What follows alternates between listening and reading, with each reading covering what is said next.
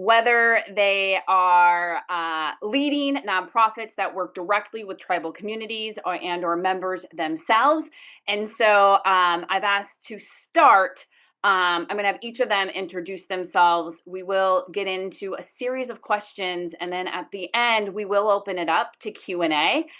One just point of information is that throughout this next hour, you should feel free to use your chat to ask questions. You don't have to wait until the end, as certain topics might, bring forth things that you're looking for more detail on. So with that, I'm actually going to turn it over to the woman on my right, which is Jerilyn Church, to introduce herself. Good afternoon. Thank you so much for inviting me to be here today. I'm really happy to be here. I serve as the president and CEO for the Great Plains Tribal Leaders Health Board. We support tribes in the Great Plains region, which includes South Dakota, North Dakota, Nebraska, and we have one member tribe in Iowa. And our focus is really to provide technical assistance, advocacy, and public health support. We also run a clinic to the tribes. And just very, very happy to be here. Thank you. Thanks, Jerilyn. I'll turn it to the next person, which is Skya. Good afternoon, everybody. My name is Skya Ducheneaux. I'm an enrolled member of the Cheyenne River Sioux tribe. I am a cattle rancher, and I'm also the executive director of Akiptan, a native agriculture CDFI based here in Eagle Butte, South Dakota, but we finance native ag production all across Indian country. Ginger. Hi, everybody. My name is Ginger Sykes Torres, and I am an enrolled member of the Navajo Nation. My clans are Ducheneaux, born for the Bilgana, and I am the vice president of Resiliency programs at Local First Arizona. And before joining Local First Arizona, I served in the Biden administration as the state executive director of the USDA Farm Service Agency in Arizona. So very happy to be here. Happy to be here. Well, thank you all for joining us. Just to kind of set the stage, considering that the work that the three of you do, what do you think are the most unique strengths that tribal communities bring to the table when addressing issues, whether that's economic development, health, or environmental sustainability? Let's start with you, Ginger. We'll work backwards now. So I think some of the strength that tribal communities bring together is our ability to see the world as interconnected. And so when we're addressing one issue area like health, it's also affecting another area of our communities. And so for I guess it gives us a more holistic worldview, and it's a way that we can help our communities grow stronger by really providing a balanced and integrated sense to what we're working on. For example, health can mean access to land and clean energy and clean water. Environmental sustainability can mean taking only what we need and living in balance and harmony with nature, and making sure that the resources that our communities and our traditions depend on are protected. The Navajo people believe in the concept of hojo, and in that concept, we try to live our lives in balance with the natural world. It is a way that we respect and appreciate the beauty of life and all things on earth.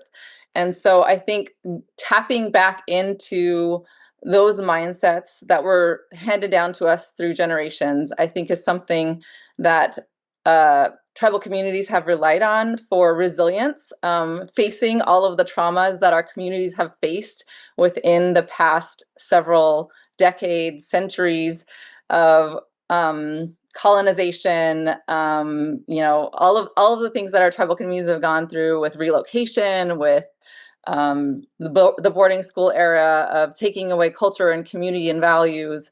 We've been able to rely on those traditional belief systems to turn back to persevere and live in the world that we live today. Thanks, Ginger. Skya, yeah. Yeah, just to follow that up, so I work in the native agriculture community, so farmers, ranchers, value added processing facilities in that space. And one of the things that I talk about quite frequently is just this innate concept that, if you take care of the land's going to take care of you. And I love that, Ginger, you have a word for that in your culture, because it's just innate, and it just is. And so that's one I talk about a lot, and that I had written down in response to this question to touch on was, I think that's really a strength. We've been good. We are the original stewards of the land, and we've been doing this through colonization, through different political, environmental, health crises, and situations and fluctuations, and all this. And our producers are steadfast, they're resilient, they're strong, they can go with the flow, and they will always show up, because they are working they're working for like a family legacy, a livelihood, and being good stewards of the land. This isn't just a job to them. This is everything. It goes beyond just 40 hours a week. And so I think that's really a strength of the community that I get to show up in with our ag producers and the people who are in agriculture production. And something that I'm really, really proud. I always remind my team, like, we need to be the bankers that we would want, for ourselves. Our producers are out there working very, very hard every day. We need to show up and work just as hard for them. I grew up on a cattle ranch. I still live on a cattle ranch, but I have an office job now. And that's because when I turned 18, I said I never wanted to work that hard again a day in my life. I want an office job. Because agriculture producers are the hardest working people that I know. And so we also need to be showing up for them, and that hard work, that work ethic, that determination to be good stewards of the land is such a strength that bleeds into every facet of the industry. And so I love admiring that about my producers and about Indian country. Nice. My comments are very, very similar to Ginger and Skya. I think the two things that really that we lean on as an organization, and I see our tribes leaning on, especially in healthcare, is culture. We say often that culture is healing. The other is our sovereignty. Our sovereignty is what gives us a foundation to build solutions. Culture in that encompasses, like Ginger said and Skya alluded to as well, encompasses our spirituality. It encompasses how our worldview and how we approach our work. And with the challenges that we see on a regular basis, on a day-to-day basis, even before the Trump administration, if we did not have that ability to look to Creator to guide our work, to look to culture to enhance how we approach health and healthcare with our people, the work would be so much harder. So those are the two pillars that I see as really instrumental in moving us forward, is both culture and our sovereignty.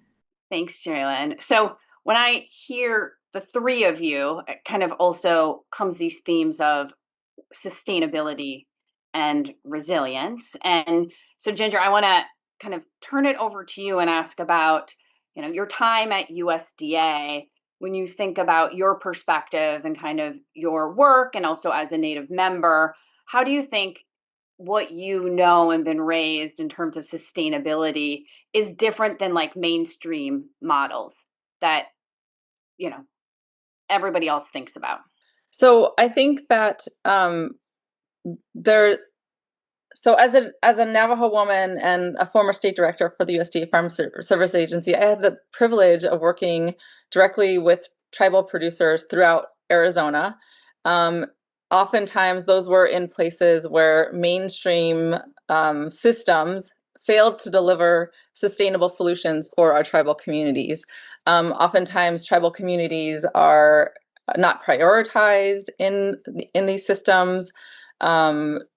I found at the agency there was a lack of motivation for staff to go out into those communities, to do outreach, to share with communities what federal programs were available, and help them access those programs. Instead, oftentimes staff relied on communities to be able to come in the door, and it was oftentimes the same people year after year, the same families. And so really taking the step to branch out into communities and spread the word about programs is critical. Now in my role with Local First Arizona, I continue to work supporting tribal communities and make sure that they have the knowledge, the community values, and environmental stewardship resources for those areas to keep going. The difference kind of between tribal communities and kind of more mainstream, I guess, communities, I think as it was put, is that tribal communities rely on this like traditional sense of ecological knowledge, and community structures are philosophically different from mainstream models, but they may also be better suited for long-term sustainability. For example, within tribal communities, our elders are our cultural bearers and knowledge keepers, and they are highly respected for all of the knowledge that they share and that they hold. Where in mainstream communities, values are often placed on degreed or expert individuals, or those that have been published research papers or reports, where Indigenous knowledge is stored. It may not be stored in a written report. It may be stored with that elder, where you have to learn what's in the elder's mind and spirit, and they have to share those stories and pass them down orally. I already mentioned that Indigenous worldviews see humans as interconnected. So I think that's a way that communities can be more adapted to the changing of the climates and all of the things that our natural environments are facing now, because our Indigenous knowledge keepers have lived for years and years and years with knowledge of the land. And when I say knowledge of the land, I mean very specific areas of our environment, not the entire state of Arizona, but people know what's going on in those specific areas, and they know how to adapt and change practices to be able to weather changes in climate. Mainstream approaches also often prioritize short-term gains or economic growth, where Indigenous systems and worldviews try to plan for the next generation, and know that where we are today is grounded in the foundations that our ancestors laid for us many generations ago, and that we have a responsibility to protect the environment, to set up our future generations for success so that they can remain resilient as well. And so I think all of those tied together are some of the ways that I try to work with tribal communities throughout Arizona, especially in my new role at Local First Arizona, where we are trying to work, for example, with food sovereignty issues, trying to help support Indigenous farmers and ranchers that are returning to dryland farming techniques, using heirloom seeds, and building food systems that can provide healthy food in rural communities and food deserts that exist in our societies. And that's economic self-sufficiency, that's environmental resilience and sustainability. So that's just one example. I have several other examples, but I want to give my co-people here some time to speak.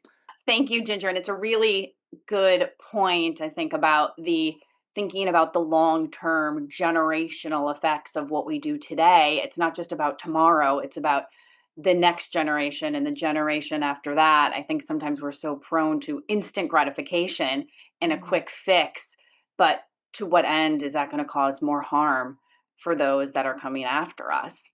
So, Skya, I'm going to turn it over to you. I think you had a really good quote that said, talking about your cattle rancher days and how you were done with that because they were the hardest working people that you know. And so, but your quote was something about cattle ranchers are the hardest working people I know, so we need to work hard for them.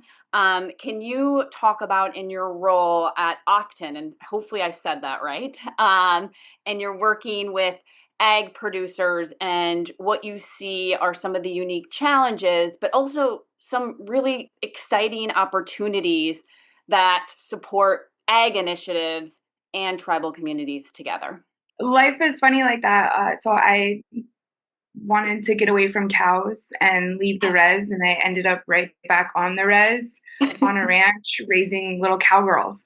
So I'm still more hardworking than I would like to be, but I think it also helps to keep me grounded. It keeps my perspective in the trenches per se with my producers to be relevant and relatable and bring like real life experience. And so I think that's definitely a strength. But when it comes to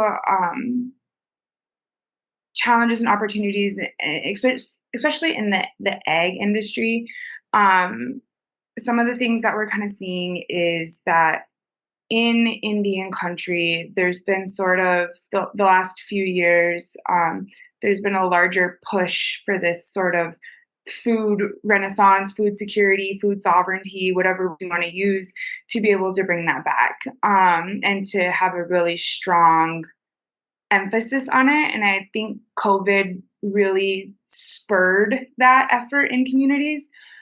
So, for example, on my res, we're like the third or fourth largest land based reservation in the United States. And depending on the time of year, there's 70,000 cows on our reservation and 8,600 people, but like 70,000 cows, about half of which are native owned.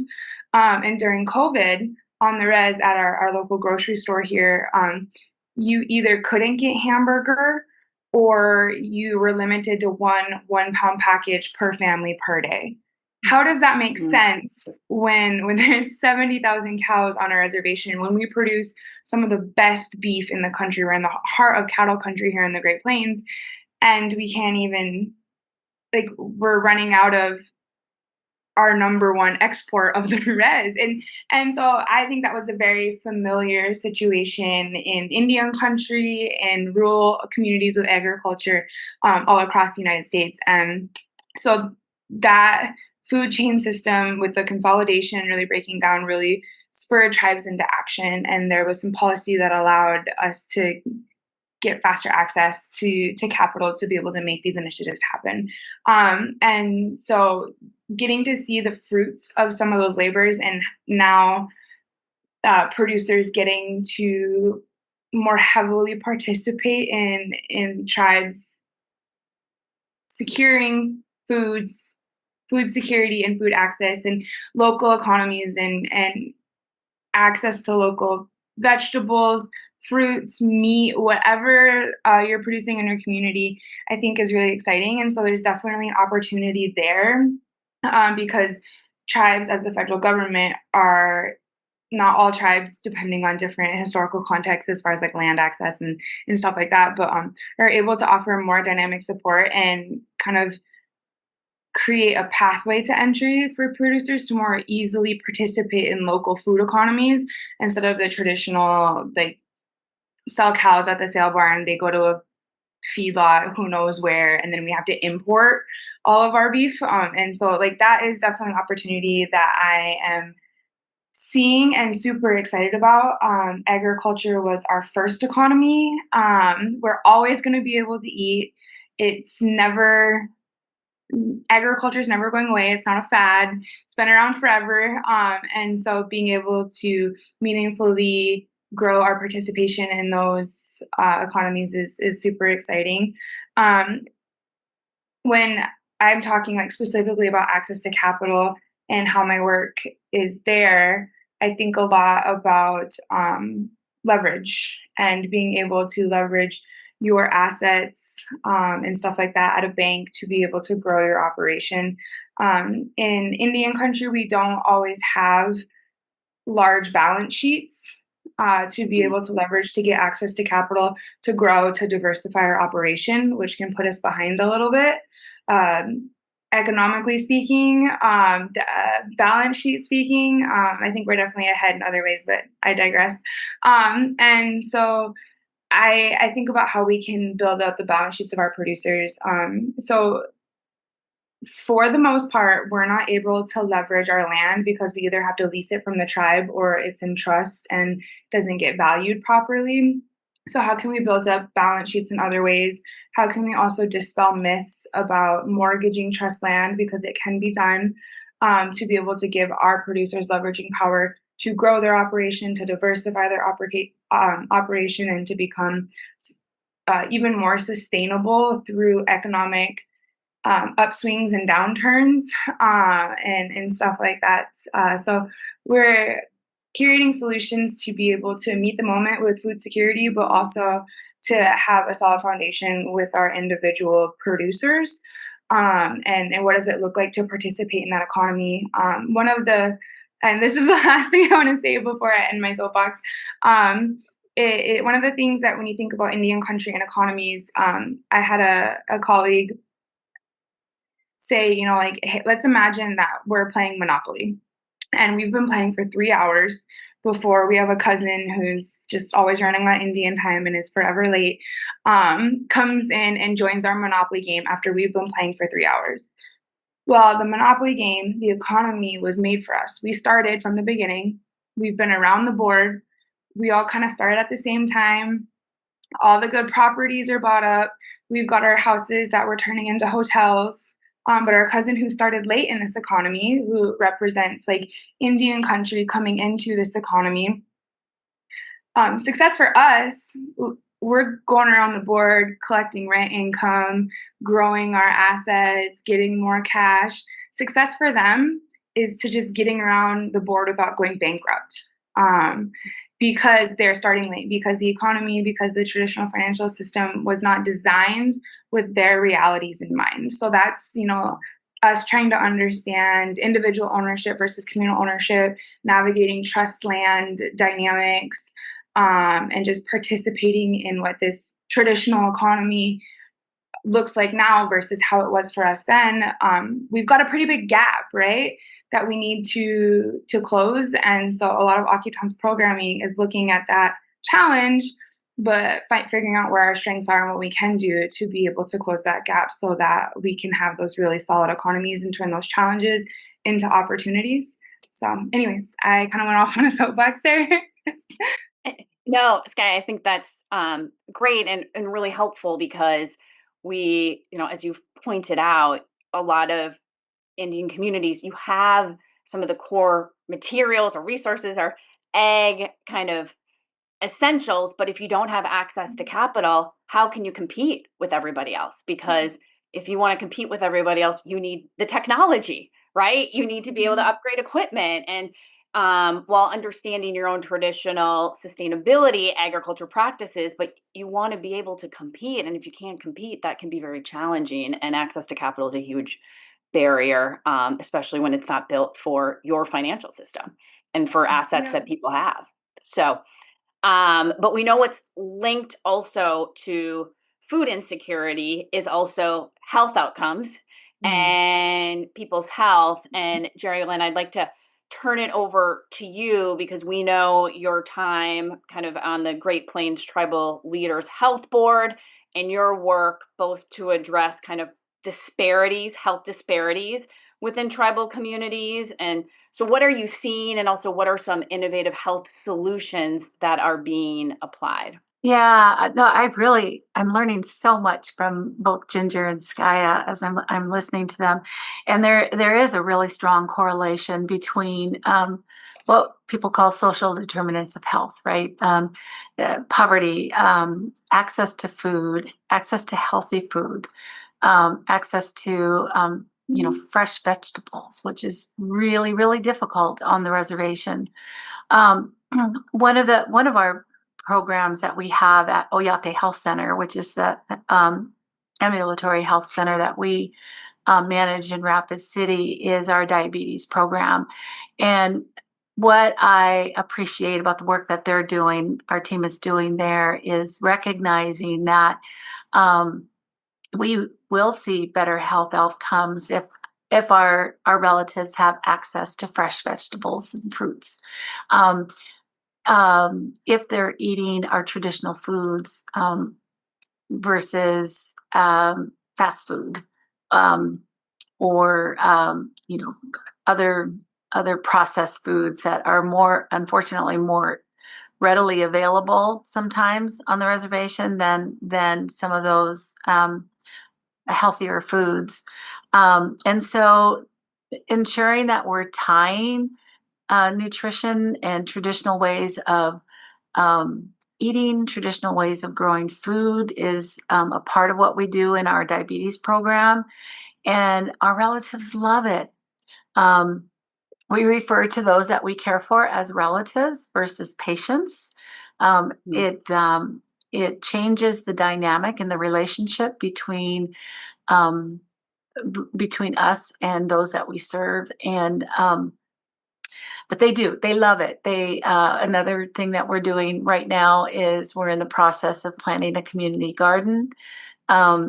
And engaging those that we're concerned about in terms of the diabetes and nutrition having a direct impact on their health. It has an impact on everyone's health, but those that are most at risk for adverse outcomes are those that have diabetes, and we know that runs very, very high in our community. And then, and again, tying in the traditional ways of growing those foods and the traditional ways of harvesting those foods, including the buffalo. I just saw this morning on my team's message, our cultural advisor shared some pictures of work that he was doing with some of the youth that recently slaughtered a buffalo, and now they're so it carries into other things. It's not just that the meat that came from that slaughter, but then taking care of the hide next, and always focusing on the interrelationship between, again, culture, the way we eat, how we eat, how we grow those foods, and how that translate into a healthier lifestyle. Thank you, Jerilyn. And I think what's been so just already really exciting is your three sharing your comments already showed the interconnectedness that you all talked about, between Ginger talking about fresh foods and then Skya sharing, but you can't have fresh foods if we don't have the capital to grow and to buy. And then Jerilyn talking about how diabetes is a real issue with certain tribal communities, and we know how to address it is with fresh foods. And so there we go. That whole cycle that you all have talked about, that's important, and seeing that kind of come to light just in the last question. So moving forward, when you look at your work, what is kind of a successful initiative or project that really kind of embodies tribal community strength, and I think the work that you all do? I think in the arena of health, it's I'm going to go back to that other pillar, which is sovereignty, right? What has been really exciting in the last few years is seeing our tribes in the Great Plains reevaluate what sovereignty means in the space of healthcare. I mentioned that we run Oyate Health Center. That was previously run by Indian Health Service. And we assumed management of what was formerly Sioux to become Oyate Health Center.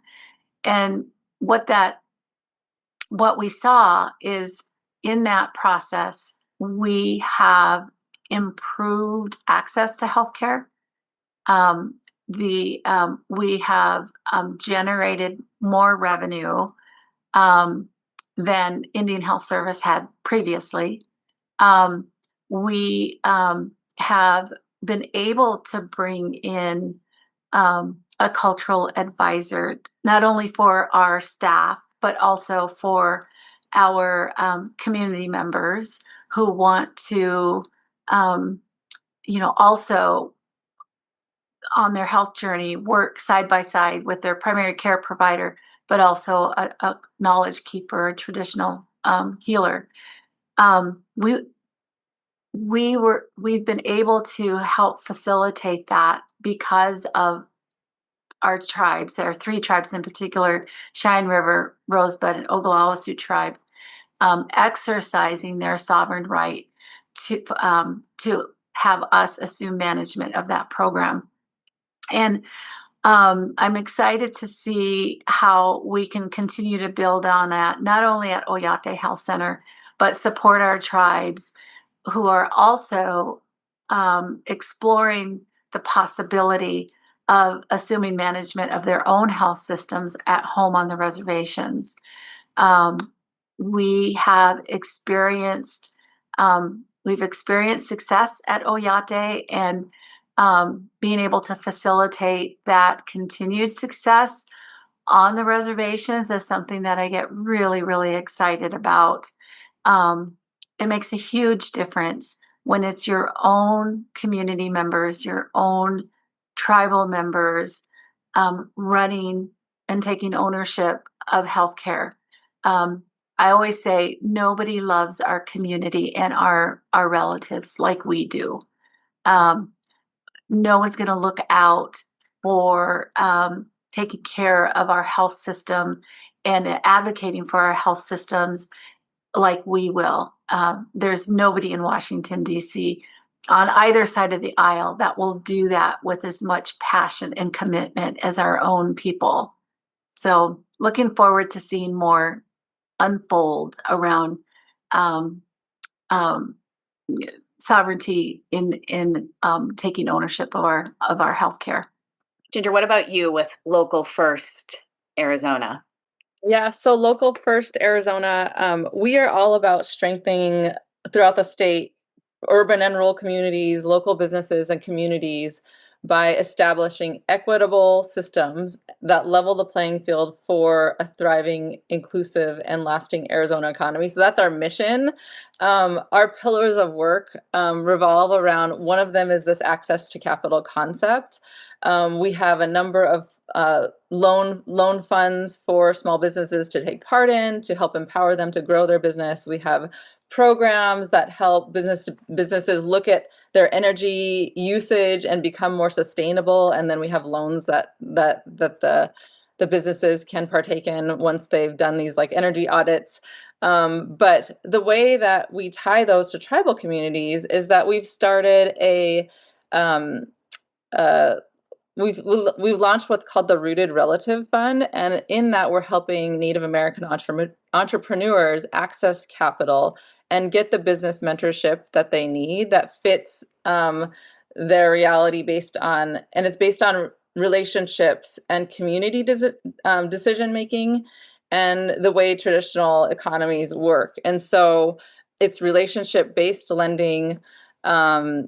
The loans are from $30,000 to $250,000. So it's a substantial amount of money that can grow a business at a very low interest rate. It's for businesses that are 2 years and up in how long they've been a business. And it can be used on and off tribal lands. And so it's really trying to open up the flexibility to meet Native entrepreneurs where they're at, whether or not they're in urban communities in Arizona. About half of all Native Americans that are in Arizona live in urban communities like the Phoenix metro area or the Tucson area, or whether or not they want to go back to their tribal homelands and reservations and try to drive economic development there. There's also a number of nonprofit groups throughout Arizona that work with tribal communities, and we partnered with them to really try to make sure that we are maximizing our impact and also not duplicating efforts among the different entities that are working in all these spaces. And then in addition, I wanted to mention that with regard to like the food systems and solving this food desert, Navajo Nation has 13 grocery stores in a land area that is about the size of West Virginia. And so food access there is a real issue. It can take some families 3 or 4 hours to get to a grocery store. And they're just the existence of healthy and fresh foods at home is just not something that is a way of life or norm these days. And so part of the education of that is really bringing it down to the youth level and helping youth want those healthy foods. It doesn't make any sense to provide healthy foods to communities that don't know how to use or don't care for the foods that are provided. And so at Local First Arizona, we've started operating community kitchens to help communities learn how to cook with healthy, fresh foods, how to make those healthy recipes, how to bring the youth in and get the whole family engaged in a new perspective on and relationship with food. And then we also use those kitchens for entrepreneurs. And so giving food entrepreneurs a space where they can grow their food business and then take it to the next level and serve their communities in that way. And so those are just a few examples of how Local First is approaching tying tribal and cultural values to the more general work that we're doing throughout Arizona. Thanks, Ginger. And I want to make sure, Skya, I turn the same question over to you. One of the initiatives that we're particularly proud of here at Akiptan is it's called our Uwinyayat program. And we piloted it about a year ago, and it was a huge success. And so it went from pilot to permanent. Uwinyayat in the Lakota language means to prepare. And what we were seeing, what came to mind and what brought this to fruition was I go to a variety of agriculture conferences, whether they're native, non-native, all the things. And I had seen, really strong balance sheets outside of Indian country because of land things or intentional succession planning efforts that those producers had. And I was like, wow, well, how can I bring that back to Indian country? How can I take those lessons and bring those back to my producers so that we can start bridging that monopoly gap that I had talked about, right? And so I was like, I want to do some sort of succession planning program initiative at Akiptan so that our producers, when they, in the event of their untimely death, or, if they want to retire someday and not work till the day they die, they're able to do so while being intentional with the next generation. And so we got some funds, and basically what the initiative is that we can do a grant up to $7,000 to our producers, where we will pay for lawyer fees, estate planners, financial advisors, tax advisors, whatever you need to be able to create this succession plan so that you can set up. Most of our people are sole proprietors, so they can't have your traditional retirement account, but they can do long-term investment accounts that operate parallel to retirement accounts. So as a sole proprietor with earned wages and all these things we had to learn so that we could bring these tools to our producers. And so our producers, we were able to create retirement accounts, life insurance plans, and help them to really prepare for any transition in life, whether that is, unfortunately a death, or if they want to retire and just be able to be a nuisance to the next generation, go to coffee every day at, the local co-op, and then come home and just raise hell with the next generation. If they want to do that, they've earned that right. They have worked hard. And we just need to financially be able to make it happen. And we had to do this kind of mindset shift towards paying, because money is tight, finances are tight. And we had to change it from this is an expense that we're adding to your cash flow to this is an investment in you, in your future, in the future generations, and we are helping you properly prepare. This is an investment that will yield a amazing return for your family versus an expense that you're having right now. And having that kind of mindset shift really helps that idea click with the producers and makes it worth their time. Because now, some of the things that will be able to happen is, should they pass on. They've got a life insurance policy, that can pay off all their debt and provide like a nest egg to the next generation to continue operating their fourth, fifth, sixth generation farm or ranch.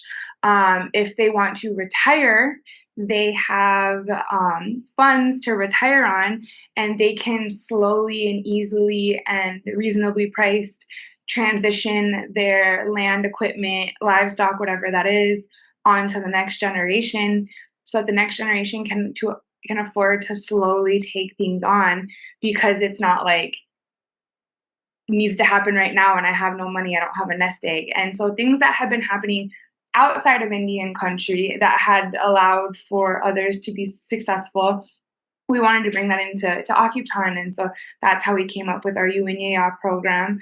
And it was a huge success. And we're so proud of our producers for jumping head on into these concepts that they kind of foreign to them unless they'd had like a wife who worked in town. We've all heard the joke that behind every successful rancher is a wife who works in town, or whatever that might look like. But we had helped get that mindset shift so that they can contribute to their future and the future generations in a financial way, and add that to their arsenal of success. And so that's one initiative that we've just been so excited about, and we feel so lucky to be able to walk our producers through that, and to be able to help them out, and just it's going to take a long time to realize the impacts, but it's definitely worth it, and we're super excited for what they're able to do for their family and ensure that all of their hard work does not go unappreciated, doesn't go wasted, anything like that. Thank you, Skya. And something that I heard from all three of you when you were sharing success sounds like it could be linked to sovereignty. And we know when we talk about tribal communities, sovereignty is something that comes up. And so I would love to hear from your perspective when you think about sovereignty for the communities you work with or the Native communities you are a part of. How important is that in ensuring the success and the outcomes that you are working towards? I think one of the things that's important to ensure that sovereignty works, not only for our tribes, but for the federal government, because it's a relationship, right? It's a relationship between tribes, and it's a relationship between the United States. And that is to, one, be well-versed in what that means. What does sovereignty afford tribes? What is the trust responsibility of the federal government to uphold that sovereignty? And for sovereignty to work well requires that there is meaningful consultation between the federal government and its agencies and our tribes and our tribal leaders.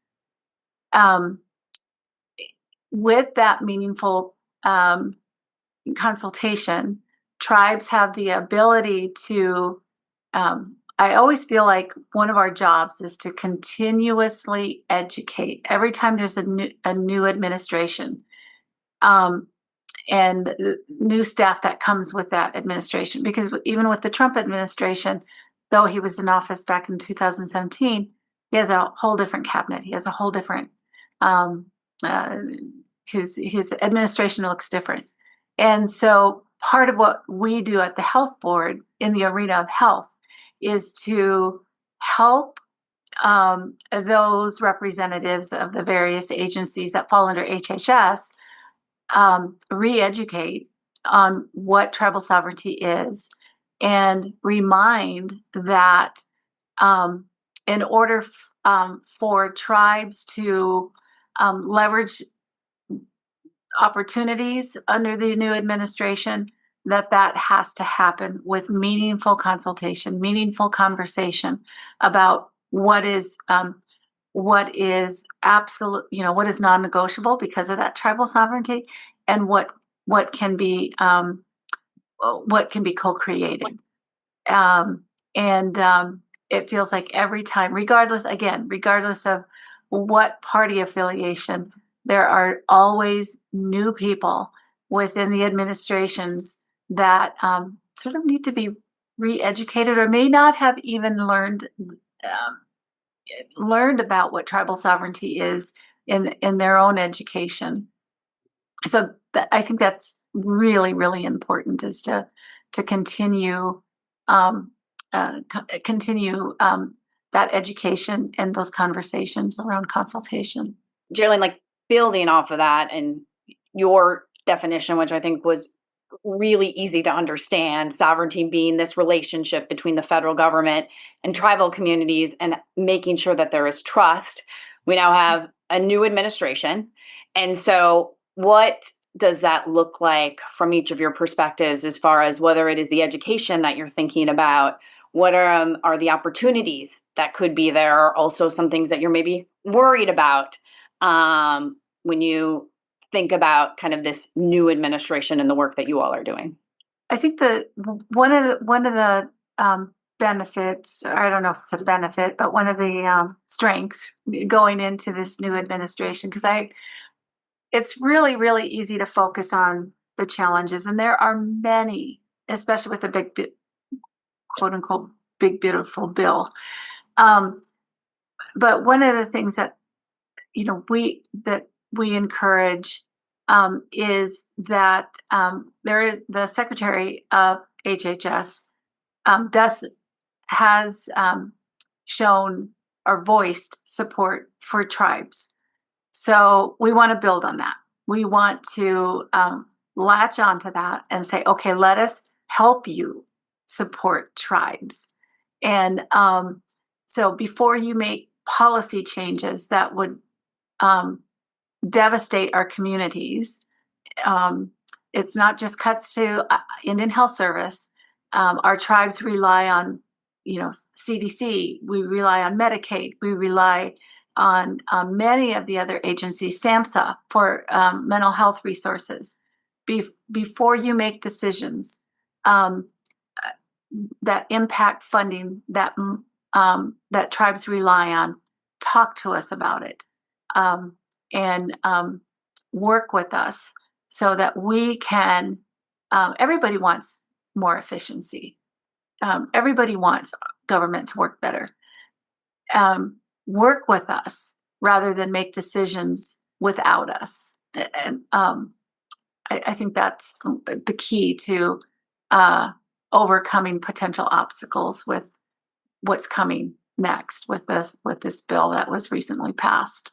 Ginger, I'd like to kind of also bring that question over to you, knowing to your experience with USDA. And when we think about this too, because somebody's question actually in the chat was about how this current reconciliation bill has not yet been negotiated when it comes to the agency appropriations specifically.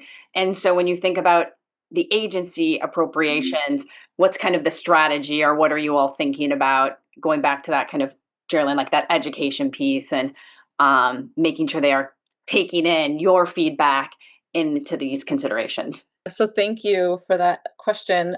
So I guess I just want to underline the point that I think Jerilyn was also making, that tribal issues they span the gamut of politicalization. Like, tribal issues they need bipartisan support many times.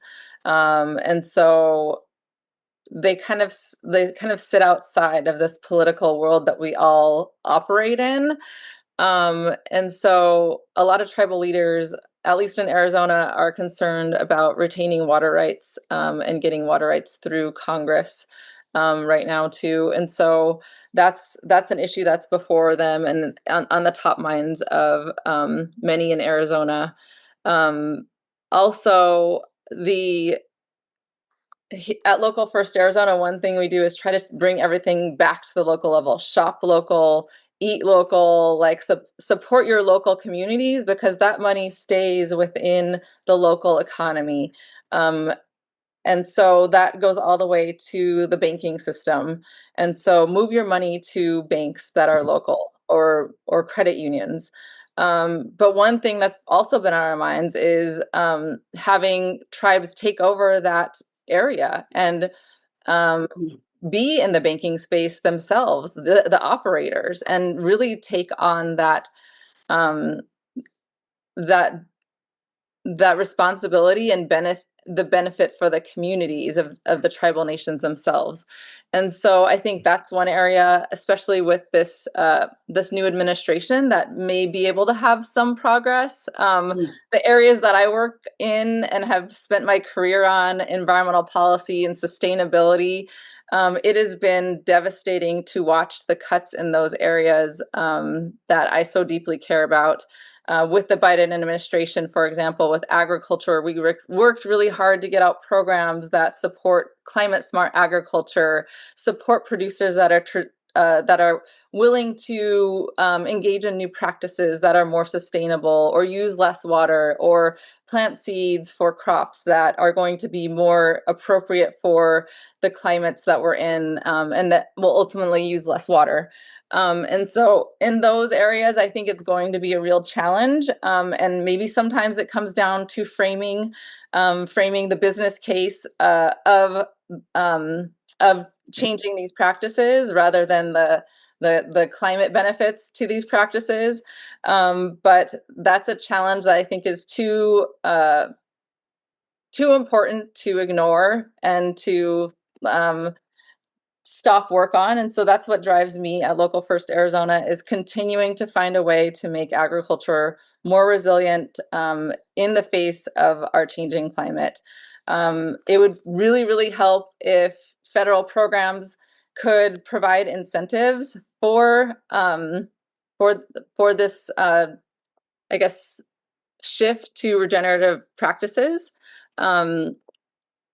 I know tribes are already doing this. Many tribes have been doing this for years, living in harmony with the environment, farming, ranching in ways that are sustainable, and not getting paid any incentives for them. It would also help those producers as well. But I think that that's one thing that could really help if there's progress able to be made under the Trump administration. And the more tools that farmers and ranchers have to do that, the better. One thing, I think buffalo was mentioned earlier. I was able to see a buffalo harvest in New Mexico at the conference. I think Skya was also there as well in New Mexico. And there, it's a mobile harvest trailer. And there's cultural ties to why it's a better practice. There's, it's better for the animal, better for the people that are involved. But also there is a severe lack of access to food, meat processing centers throughout Native communities, and it's so sorely needed. And that's just like one small thing that, if there was policy to boost that and really get those into communities, it could make a huge difference moving forward in terms of tribal agriculture. The interesting kind of theme that I heard from you, Ginger, was about, I guess potentially a positive could be financial tools, right? Like incentives that maybe could be changed as you're looking at appropriations. And Skya, I want to kind of turn that question to you when you think about the administration, because you've set up a CDFI to help with financial challenges. Because going back to your original conversation, which is the financial system wasn't built with my community in mind, and how can we meet folks where they are when their assets on the balance sheet isn't the same? And so when you look at, potential opportunities, how can finance maybe fit as part of that? So traditionally, CDFIs have been a nonpartisan topic. We fit both sides of the aisle very well. I am from South Dakota, where we've got Senator Rounds and Senator Thune, and then Representative Johnson.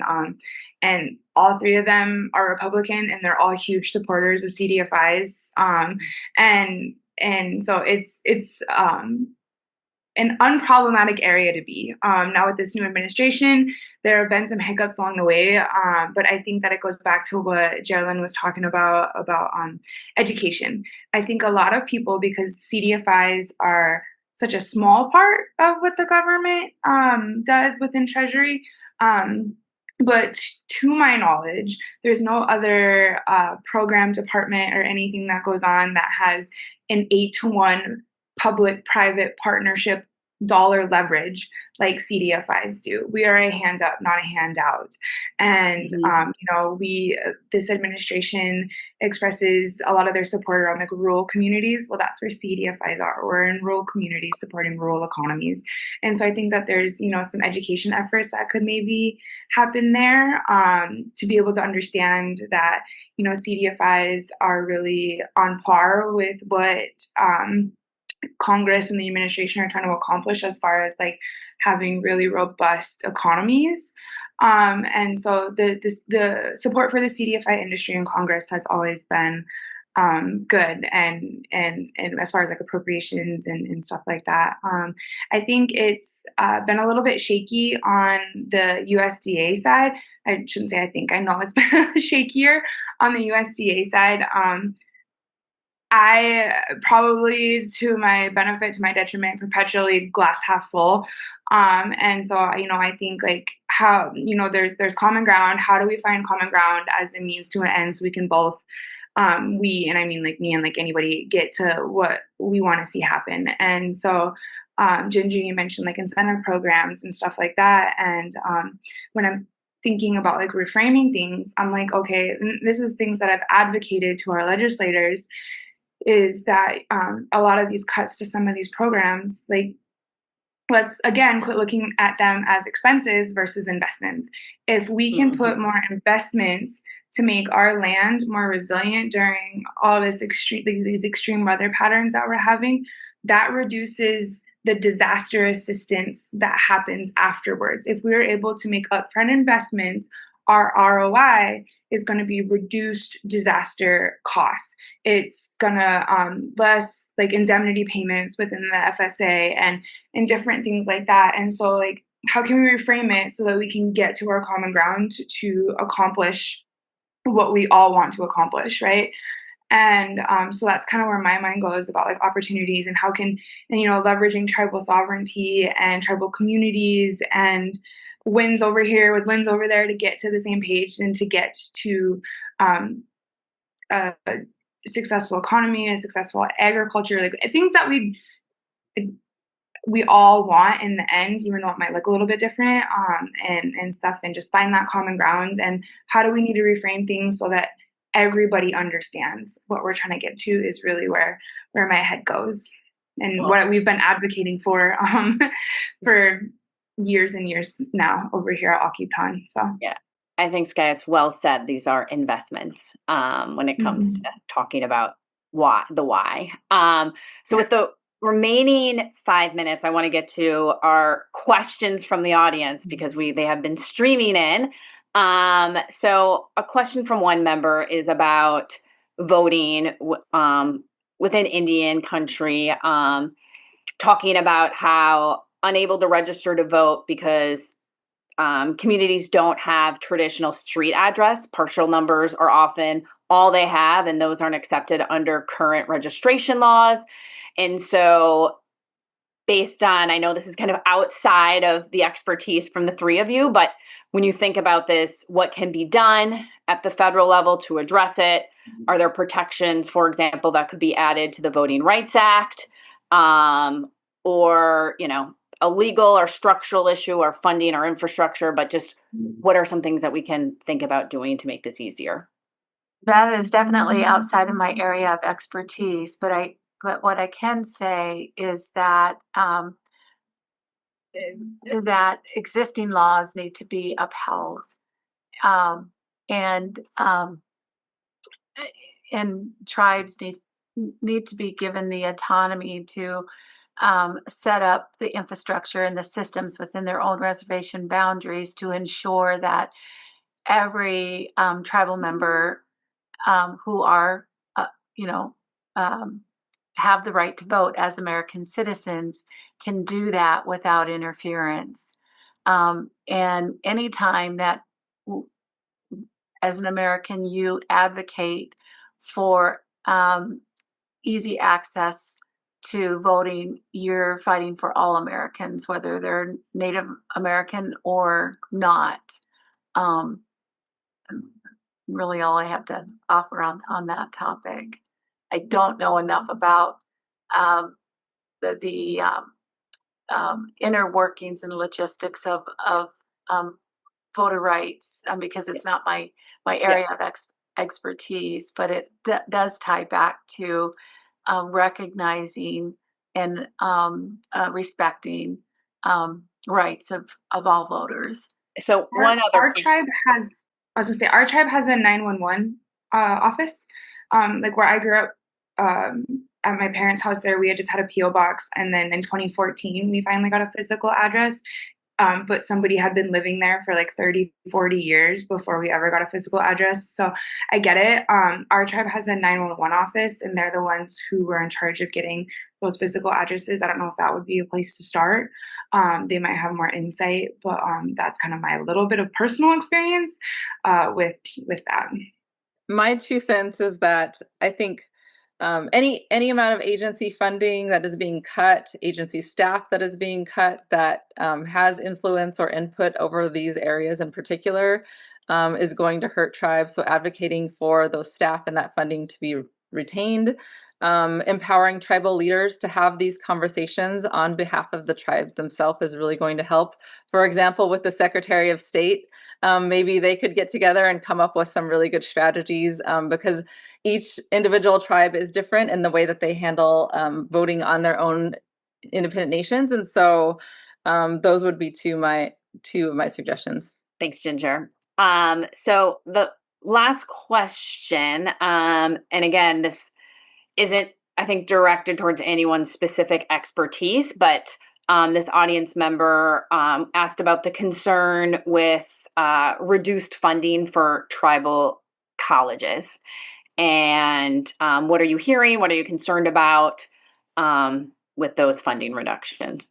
It's a concern for the health board, even though we're not directly, in the space of tribal colleges, we partner with our tribal colleges. We rely on our tribal colleges to, for our nurses, our workforce.